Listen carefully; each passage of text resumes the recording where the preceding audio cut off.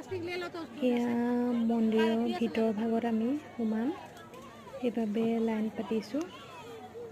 গোটেই দিনটোৱে লাইন পাতিবলগীয়া হৈছে চাওকচোন বাৰু। কিন্তু অকণো ভাগৰ বোলা বস্তুটো নাই দেই, সঁচাই এই জাগ্ৰত মন্দিৰ। ইমান মানুহ সেইয়া তলত যে দেখিছে, একদম মেইন মন্দিৰৰ ভিতৰত আমি সোমাই দৰ্শন কৰিম বুলি এই লাইন পাতিছোঁ।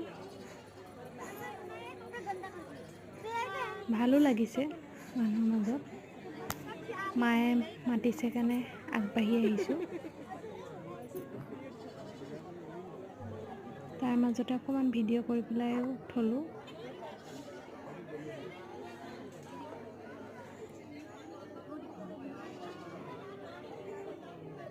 কি সুন্দৰ পৰিৱেশ, তললৈ ভালকৈ দেখাব পৰা নাই, গোটেই মানুহৰ ভিৰ, হেঁচা ঠেলা। তেনেকৈ অলপ অলপকৈ আগবাঢ়ি গৈ আছোঁ।